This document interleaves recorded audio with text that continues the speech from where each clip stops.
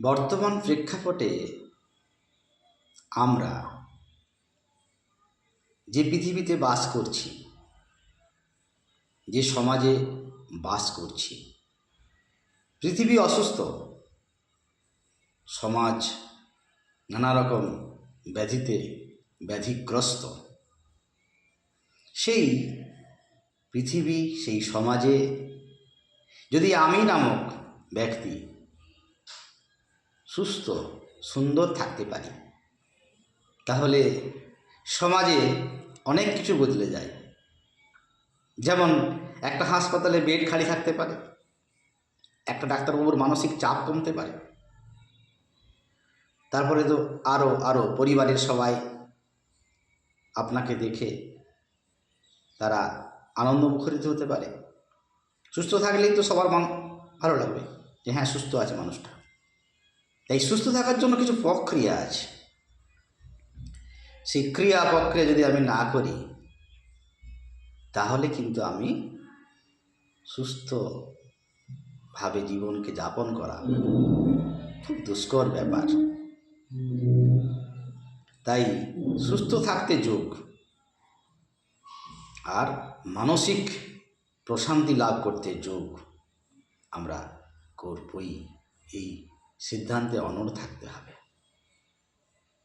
তাহলে দেখবেন আমরা ঠিক সুযোগ করে নিয়েছি। মনকে যেভাবে আপনি বশীভূত করবেন, মন তো সেভাবেই বশীভূত হবে। তাই আমাদেরকে মনে প্রাণে এই যোগকে গ্রহণ করতে হবে। দেখবেন জীবন কেমন পাল্টে যাচ্ছে। এর জন্য কোথাও যেতে হবে না। শরীর, মন, দেহ, প্রাণ ঈশ্বরের বিরাজমান জায়গা।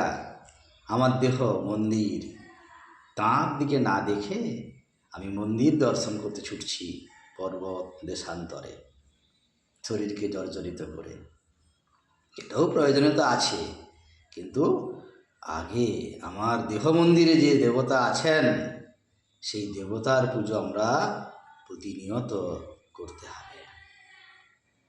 সেই দেবতাকে আমাকে সঠিক জায়গায় বসিয়ে রেখেছি যখন, তাঁর যে বলয়, তাঁর যে মন্দির, দেহ মন্দির, সেই দেহ মন্দিরকে আমাকে শুশ্রূষা করতে হবে, দেহ মন্দিরকে সেবা দিতে হবে। এগুলো না করলে দেবতা তো পালিয়ে যাবে।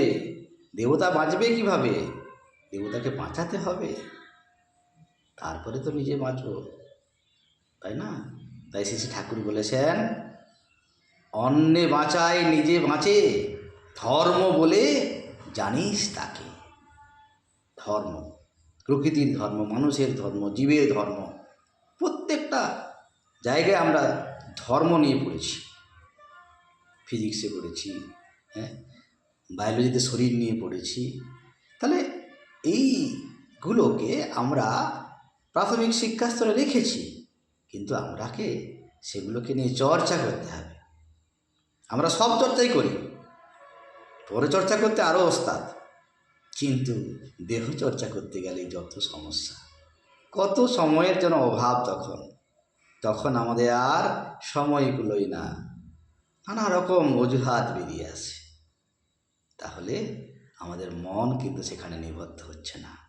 আমি অজুহাতের জালে মনকে জড়িয়ে দিয়েছি। তাই আসুন আমরা সেই দেবতার কথা স্মরণ করে আমরা আমাদের দেহের জন্য মঙ্গল কামনা করি। দেবতার মঙ্গল কামনা করতে গেলেই আমাকে আমার দেহের পরিচর্যা অবশ্যই করতে হবে।